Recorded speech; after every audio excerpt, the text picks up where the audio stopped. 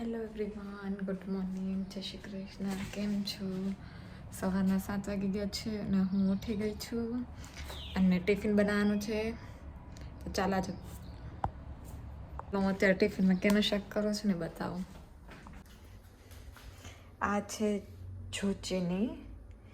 આ છે ને તોરિયા જેવો સ્વાદ આવે છે ને. તોરિયા કે એવું કંઈ મળે નહીં એટલે પોર્ટુગલમાં આવું આવે. આ તોરિયા જેવો સેમ ટેસ્ટ આવે. આ પોર્ટુગીઝ લોકો આનું છે ને સૂપ બનાવે, સૂપમાં પીવે. રોટલી કરી નાખી છે, ખાલી શાક જ બાકી છે.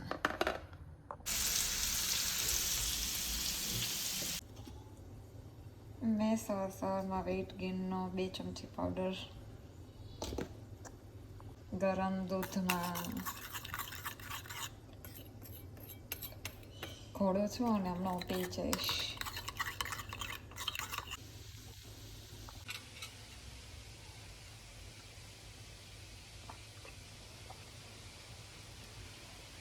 હવે આપણું શાક રેડી છે.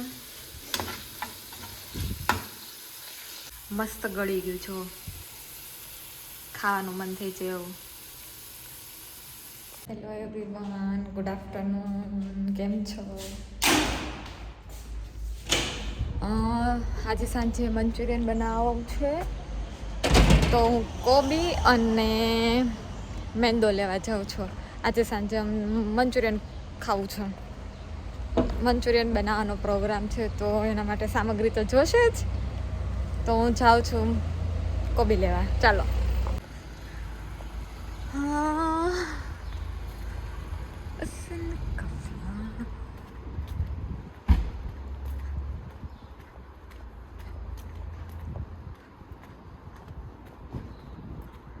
ચાર બંગડી વાળી ગાડી.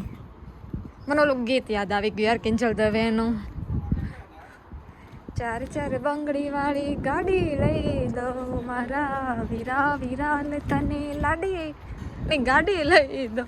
આ એવું જ કંઈક છે ગીત. મજા આવી પણ એ ગીતમાં.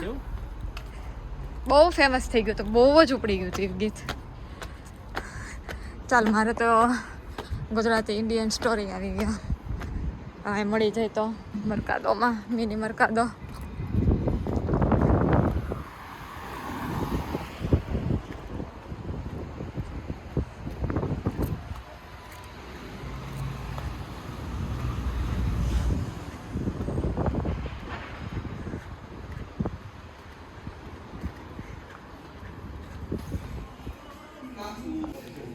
ये सुपर फीना, ये मेंदा ही है ना? मेंदा ये मेंदा ही है ना? ये सुपर फीना है मतलब. આ મરકદામાં તો મરચી તો હતી નહીં. મરચી જોઈ ને મંચુરિયનમાં, તો મેં કીધું પેલા મરચી કેકથી ગોતી આવું, પછી મેંદો ને એવું લઈ લઉં.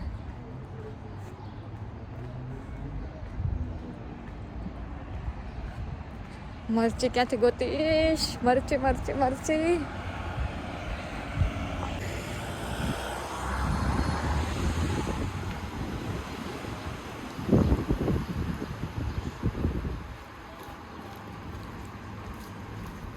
આ મરકાદામાં હોય તો સારું.